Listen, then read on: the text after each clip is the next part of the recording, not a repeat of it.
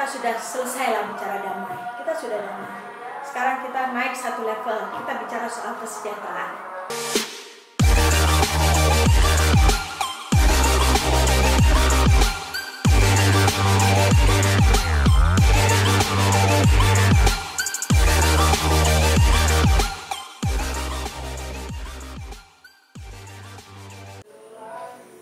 Assalamualaikum warahmatullahi wabarakatuh.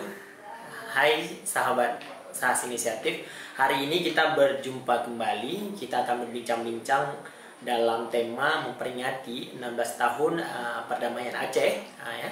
Perdamaian antara GAM dan RI. Sekarang kita sudah ada tamu sangat istimewa, yaitu Kak Ida, ya, seorang aktivis sosial dan aktivis kemanusiaan yang lainnya. Mari kita menanyakan bagaimana sih makna perdamaian yang dirasakan oleh Kak Ida dan kawan-kawannya. Assalamualaikum Kak Ida. Waalaikumsalam. Gimana kabarnya Pak? Sehat. Ini serius nih? Serius. Oke Kak Ida. Begitu Gimana? santainya sahat ya. Jadi saya nggak tahu ini udah mulai belum. Apa belum ya? Oke Kak Ida. Apa makna perdamaian sama Kak Ida? Kalau saya mendefinisikan damai itu adalah ketika saya bisa melakukan hal-hal apa saja, terutama saya bisa bebas berekspresi, dalam tanda kutip, ya, bisa terus membantu banyak orang, kemudian saya bersosialisasi tanpa batas dengan siapapun, dimanapun mungkin, ya itu mana kemerdekaan bagi saya.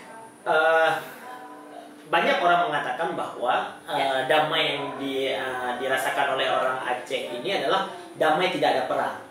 Tapi damai sesungguhnya tidak ada di Aceh. Itu gimana sih Kak? Perdamaian itu kan korelasinya dengan kesejahteraan, ya. Jadi ketika orang merasa damai, itu dia merasakan dia sejahtera. Apa tolak ukur seseorang sejahtera itu kan menjadi tanda tanya. Nah, ketika orang merasa bahwa seluruh kebutuhan dasarnya terpenuhi, kemudian kehidupannya tidak ada rasa takut dan mencekam seperti dulu, mungkin ya itu makna perdamaian. Tapi kita masih jauh dari hal-hal yang substansi, saya pikir, dari damai itu sendiri. Bagaimana anak-anak kita bisa mengakses pendidikan secara layak, ya. Layaknya seperti apa? Kalau kita lihat Aceh dengan sumber daya alamnya yang begitu melimpah, yang begitu banyak, harusnya anak-anak Aceh mungkin setingkat saya itu tidak mengalami masa-masa sulit untuk biaya pendidikan mungkin, ya, mungkin kayak Dedi mungkin, ya, punya kendala, misalnya pengen sekolah, pengen apa, tapi terkendala. Harusnya kita tidak lagi pada hal-hal yang seperti itulah, yang sangat klasik menurut saya. Nah, ditambah lagi mungkin banyak hal-hal lain. Kita belum melihat bagaimana proses demokrasi di Aceh, bagaimana proses orang-orang mengakses layanan kesehatan prima mungkin, ya. Masih banyak hal sih yang mungkin kita perlu terus berbenah, atau bahkan kita terlalu terlena selama ini. Dalam kutip itu. Karena mungkin terlalu nyaman kali ya. Hingga kita lupa. Iya. Apakah itu kegagalan dalam perdamaian Kak Ida? Saya pikir bukan kegagalan dalam perdamaian, ya. Aceh berada pada posisi damai hari ini itu sebuah capaian yang sangat luar biasa. Karena proses damai Aceh itu sama-sama kita ketahui. Kalau saya katakan, ya, damai Aceh itu dibayar dengan ribuan nyawa, ya, dan damai itu mahal sekali. Kita kan korban, maksudnya kalau dicerita jadi aneh, ya. Artinya kalau cerita damai itu jauh lah. Mungkin Dedi juga ngerasakan kan, pas 2000 itu sebelum tsunami itu kerasa banget kan. Kayak saya tuh mau pulang kampung tuh karena harus suka telepon, saya mau pulang gitu. Gak apa-apa, biar mama aja ke sana. Artinya sebegitunya. Segitu iya. Berharganya. Ada kiriman yang kita sudah tunggu-tunggu, kiriman, ya. Dulu kan DA 300. DA 300, ya. Tiba-tiba kita tunggu nggak sampai. tercapai, ternyata harus balik. Itu kan fase-fase yang sangat kelam, saya pikir. Apalagi bagi kita aktivis waktu itu, ya jangan lagi lah. Jangan lagi, damai itu harus kekal. Ya, jadi damai ini bukan damainya yang gagal, mungkin tatanannya. Kita menata, mengisi perdamaian ini yang mungkin kita harus, ya mungkin. Ya, jadi menurut Kak semua orang harus berpartisipasi dalam perdamaian ini. Tidak hanya antara mantan kombatan dengan RI di Jakarta atau gimana tuh Kak? Kan ada mengatakan bahwa oh itu kan perdamaian antara GAM dan RI, ya, kan nggak Aceh. Imbas konfliknya, ya kan? Iya. Imbas konfliknya bukan hanya antara GAM dan RI, justru imbas konflik yang paling dirasakan itu justru oleh semua masyarakat Aceh. Saya, Dedi, apalagi kita punya mungkin itu hanya keluarga, kebetulan teman kita kenal, ya kan? Atau bahkan karena rumah kita di samping kantor polisi, di sebelah di sebelah camp, kebayang nggak? Iya. Di sebelah camp BKU. Iya betul. Ya kan? Iya. Setiap malam, apalagi malam Jumat, itu pasti jadi tembak-menembak ya. Iya. Karena dalam slogannya pihak GAM dulu, kalau mati malam Jumat itu mati syahid, ya kan? Makanya orang ini sarang pos, jadi setiap malam Jumat. Itu saya masih ada memorinya. Iya. Kak Ida, membahas tentang mengisi perdamaian yang sudah 16 tahun itu bukan hal pendek ya, bukan waktu yang sangat sedikit yang udah dihabiskan energi kita.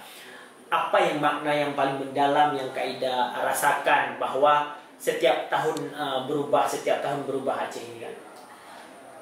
Sederhana sih, sebenarnya jadilah solusi atau jadilah bagian sekecil apapun untuk menyelesaikan permasalahan bangsa ini, menyelesaikan masalah Aceh atau minimal tidak menambah masalah baru.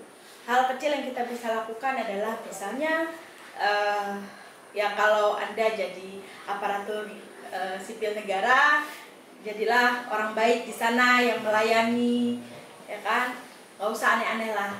Dengan gaji ataupun salary yang diberikan negara untuk posisi itu, saya pikir cukup lah, ya kan? Cukup lah gitu. Jadi nggak perlu lagi ya tambahan lah. Kalau mau nambah-nambah silakan bercocok tanam, banyak peluang lain.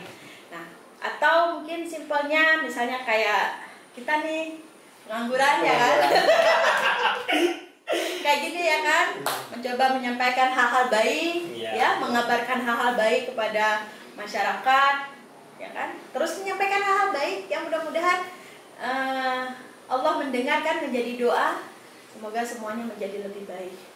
Kalau di mata Kak Ida sebagai aktivis baik di bidang sosial maupun kemanusiaan, apakah MOU antara RI dan GAM ini sudah diimplementasi dalam kesehariannya juga? MOU itu kan hanya butir-butir perjanjian yang kemudian butir-butir perjanjian itu supaya bisa diimplementasikan dan punya kekuatan hukum diundang-undangkan. Lahirlah dia UPA, Undang-Undang Pemerintahan Aceh. Saya teringat 2006 ikut demo jadi orator di depan gedung DPR RI di Jakarta. Salah satunya itu adalah mendorong percepatan untuk segera disahkan Undang-Undang PA. Kita desak segera disahkan. Dan juga ikut beberapa kali di DPR sidang-sidang pembahasan UU PA itu. Dan saya tahu bagaimana peliknya ya bapak-bapak kita di DPR berdebat, kadang-kadang hanya pada satu kalimat, bukan pasal loh, pada kalimat-kalimat tertentu. Saya tahu bagaimana suasana kebatinan mereka mengimplementasikan butir-butir MOU ke dalam undang-undang. Yang paling penting hari ini adalah bagaimana butir-butir dari MOU ini yang sudah diundang-undangkan ini menjadi benar-benar semangat dan juga kekuatan bagi orang Aceh. Saya pikir soal kewenangan kita sudah diberi kewenangan yang sangat luar biasa. Setelah UPA disahkan, kita diberikan otonomi khusus, ya, uang Aceh begitu berlimpah, ya. Jadi kewenangan, uang dikasih, ya kan, tapi predikat kita masih daerah termiskin, kemudian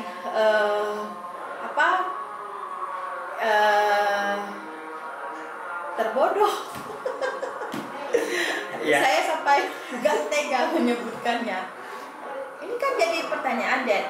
Maksudnya sebenarnya bapak-bapak itu ngurusin apa sih? Iya, betul. Nah, gitu.